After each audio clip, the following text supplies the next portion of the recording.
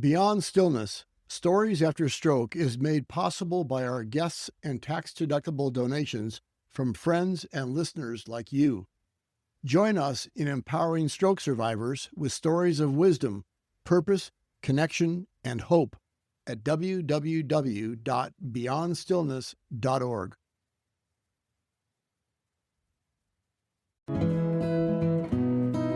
This week on Beyond Stillness, Stories After Stroke, we offer a community special spotlighting the Parenting with Aphasia Group, led by Lauren Schwabish of Neuro Speech Services. The Parenting with Aphasia Group meets virtually once a month, inviting parents with kids of all ages to join together in a safe, non-judgmental space to share experiences, receive positive peer support, and learn more about how other parents are navigating the highs and lows of modern-day parenting when aphasia is along for the ride. In this special, the Parenting with Aphasia Group offers insights on their challenges and joys of parenting with aphasia. Thank you for joining us for Part 2, Parenting with Aphasia.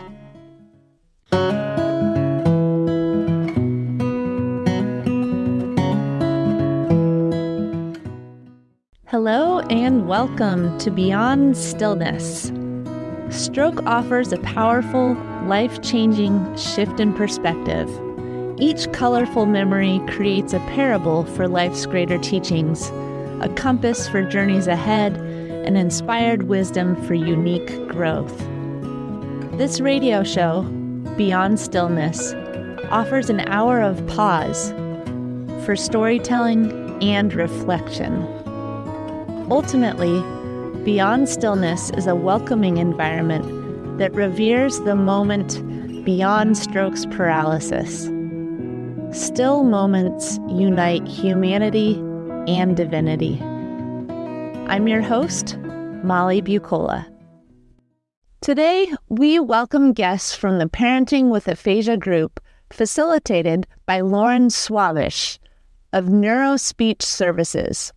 Lauren originally founded this group as a way to support one of her clients, a young professional parent who suffered a stroke and now navigates through life as a parent living with aphasia. They found many other parents with aphasia yearning to connect. This group gathers monthly to share stories, ideas, resources, support, and laughter. Before we begin, we take a moment of pause, a moment to ground ourselves in the midst of chaos, a moment to ground ourselves so that we may cultivate a sense of joy, a sense of peace, a sense of compassion, so that we may offer our true selves to others, to our family members, our spouses, children, and loved ones. Help us to create space so that we may connect more deeply and offer ourselves fully. And we give thanks. So how many of us knew a friend who had aphasia before it showed up for you? Anybody? No. I feel like most people don't know aphasia exists until it affects them. Right. I didn't know what it meant until they like, oh, you have aphasia. I'm like, what is that? You're right. And Right. why it was so hard for me to say aphasia forever. Yeah. It's like, really, can they make it easier for me to say it? How about the other thing that comes along with aphasia for some people? I think you have it too. Also hard to say. Yes. Apraxia. Is that even apraxia? That's a fun one. Me too. Yes, it is. But meanwhile, we have to talk about aphasia and apraxia and all sorts of other fun things, seizures, right, that happen when you're also trying to raise a child, right? So, most of us don't actually know anyone in our friend group. How about you, Lauren? Did you have any friends who had aphasia when you were working in New York City at your fancy job? Oh my God. No. I had this woman who was this superstar mom who really didn't have any mom friends who had aphasia. Yeah. And I was like, girlfriend needs her own community. We can all thank Lauren. So Rebecca, you used a perfect word, which was community. Because everybody feel really good to log on and see. And maybe they live in different places, they have different types of kids, but all the same in a big important way. Yep. Karen, what have you learned? I have learned that everyone can have aphasia different ways. Like, I forget a lot of things, but I can speak very well, but other people can remember things very, very well. And then I write things down all the time. Exactly. It looks very different for different people. Easy. So is there anyone here who has a hard time with writing? Yes. Okay, a lot of people. Is there anybody here who has a hard time reading? Yes. Yes. Right. So here you are. You're the parent who's supposed to be teaching the children. Hard.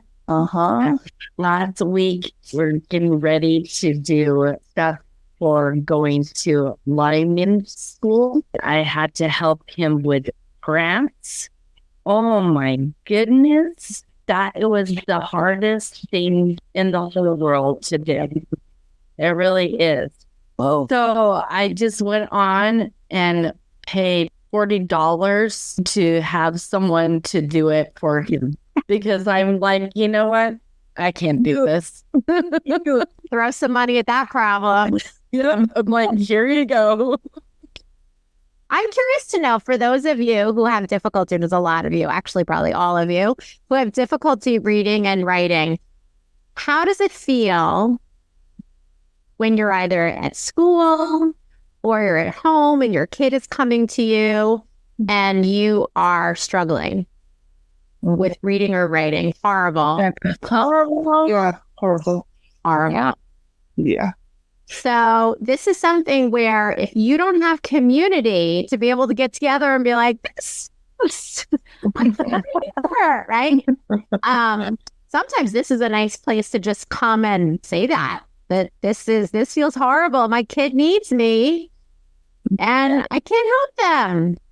I can tell you what my husband did. My son is 18 and my daughter is 16. They would like roll their eyes when I would talk, or when I would talk, they would say, "Oh, Mom, I already know what you're going to say." And they would tell me what I was going to say, and I would get really frustrated with them. He did a couple of things. We had my rule. They had to give me 3 times to get my word out before they could tell me what I was going to say. It was really hard, but it worked. I had to tell them, hey, I only got to say it 1 time. You have to let me say it 2 or 3 times. So you need to stop. And then another thing that my husband did, he had the kids do a book report about what aphasia and what a stroke was. So they could understand what I was going through, and then they could talk to their friends, and then they could understand a little bit more what I was going through, and it helped them out a little bit. It might help out it may not. Yeah, parenting those teenagers. Yeah, sometimes you just have to go for a walk and go away from them, and that's okay too. That's a big one, I think. We talk a lot about how people who've had a stroke have a lot of fatigue issues. And I think parenting is a 24/7 job. And so whether it's physical fatigue, cognitive fatigue, just stressed out, sometimes we just need to take a break. Hello, son. Basketball coming home. How was basketball? Son, I had soccer and basketball at the same day. What? Yes. And I played soccer and then I had to just went to basketball. I don't know how you're still standing up. Driving back and forth. Yeah. Your mom is super cool, you guys. Do you know that? Super cool. All right, now we're ready for another question. How has your perspective on life in general changed since your stroke? How do you see the world differently, or maybe your relationships differently, or parenting? I'll say it. First, I'm a lawyer. Then, stroke. Oh my God, I can't walk. Horrible. Then, lots of fun. Francis and Olivia, lots of fun. I used to always have to hurry and get home and take the kids, and I have to always be in a rush, and I would never enjoy it. And now I get to do that stuff and actually have fun with it, and I love it. Like, I love to kind of like it more. I don't have to work anymore. It kind of sucks, but with the money, but whatever. But I get to be home with my kids and with my husband, and I get to see what they're doing. And it's kind of cool. I know that Michelle started to say that in the first of the chat, that is happier what she's doing right now. And I kind of like it too. Rushing, always gymnastics and Chinese school, St. Teresa. God. Kids are busy. And you too, right? The Yes. twilight. And that makes it extra hard. Matt, you were an engineer before your stroke. Yes. What's something that you do now that you might not have done when you were working full time? A lot of things different, but the good on the volunteer job, good. Yeah. And Watchdogs. watchdogs, There you go. Good job. good. Mm-hmm. Same thing. Mm-hmm. Can I tell Molly a little bit about Watchdogs for you? Yes. So Watchdogs is a dad group that volunteers in the school where they go in and they're present, I think, in the morning and in the afternoon, right? They All do the time. day half day or the whole day. He does all day. They come in and interact with the students. Wow, that's so special. The way Matt put it in the webinar, I think it was in the webinar, wasn't it? He was talking about how he gets to love on the kids and tie the shoes and high fives. And it's a really positive male role model presence in the school. Yeah. So you're maybe more present in the school, or you're doing things that with your school community that working parents without aphasia sometimes don't do.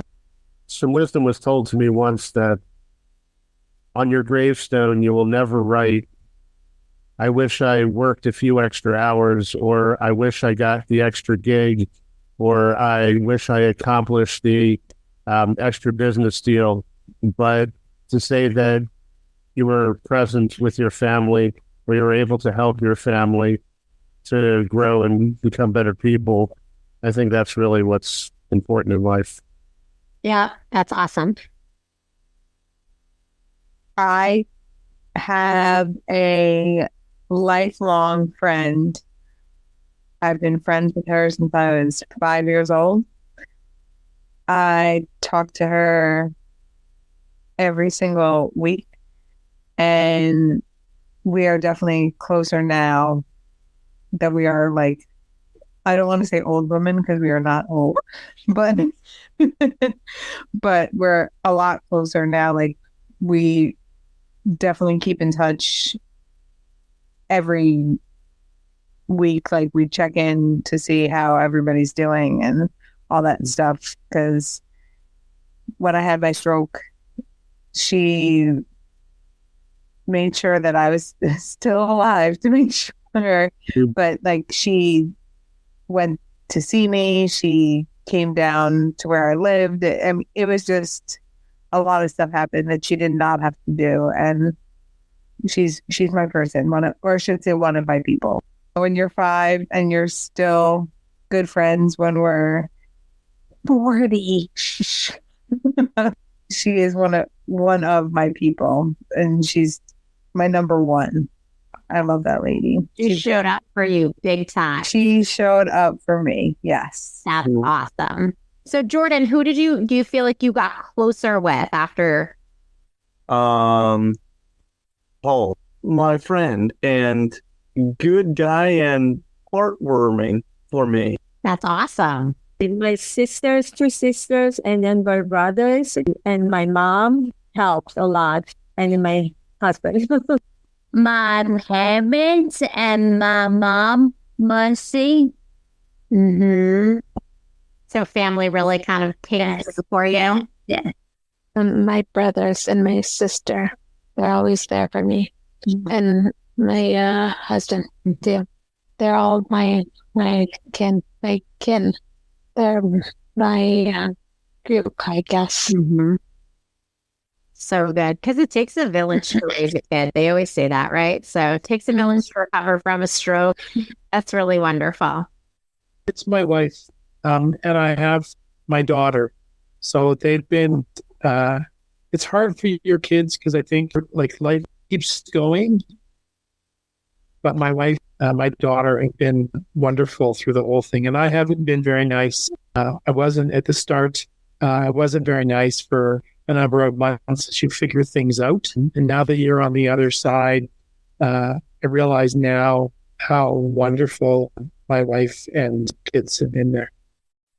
But the one thing, Molly, that we like to do, and this feels like it might fit in, is I have this gratitude rock.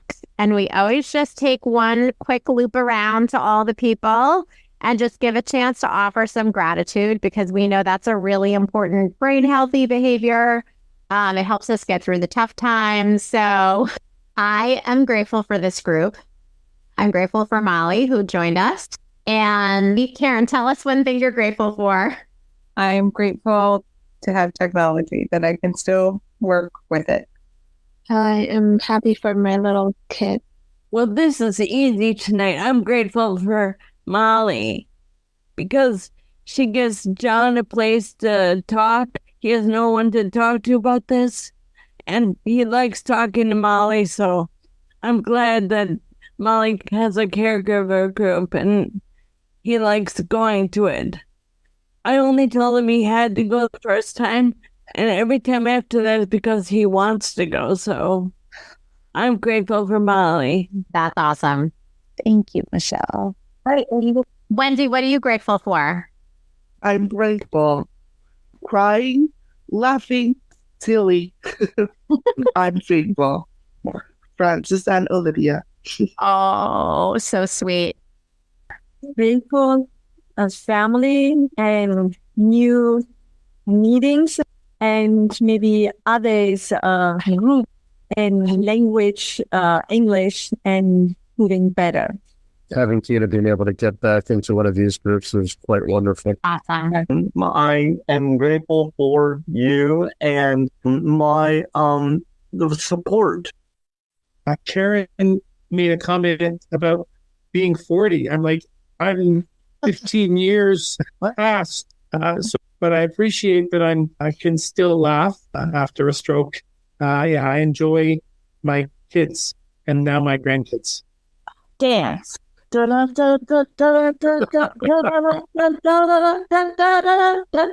it. We need your energy. We're going to sprinkle it around.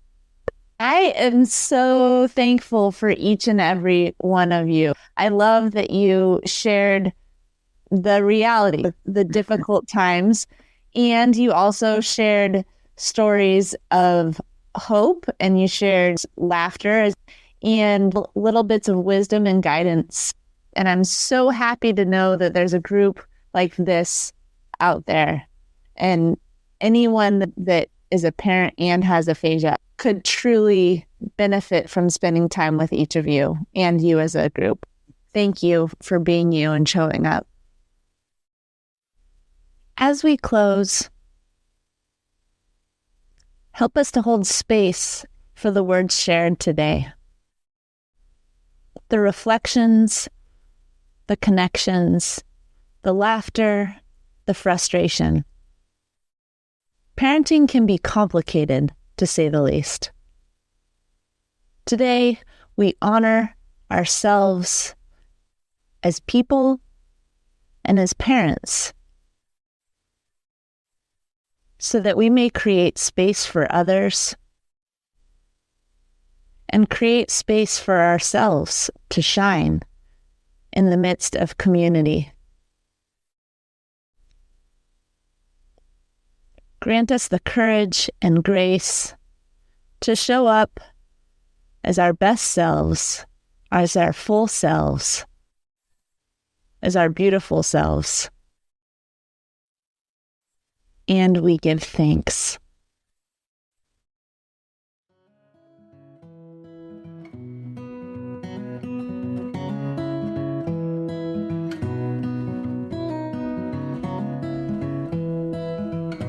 Thank you for devoting time and space to listen to Part 2, Parenting with Aphasia.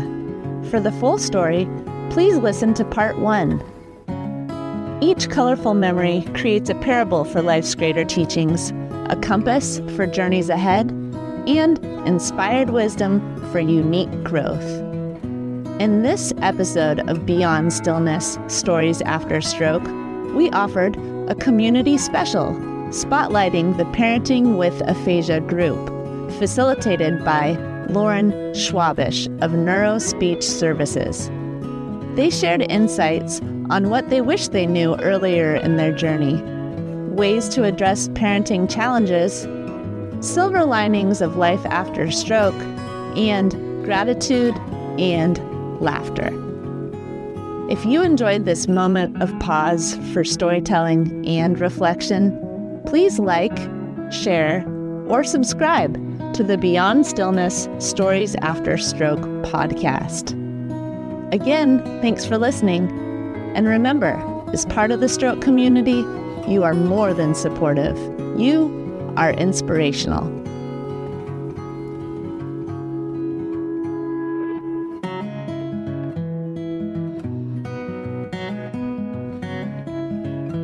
If you are part of the stroke community and have a story you'd like to share on the show, please contact us. Email molly@beyondstillness.org.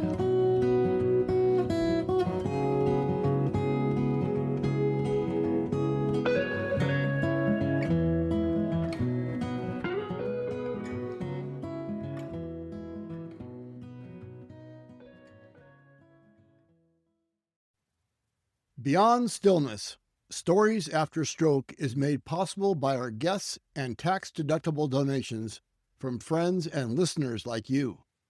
Join us in empowering stroke survivors with stories of wisdom, purpose, connection, and hope at www.beyondstillness.org.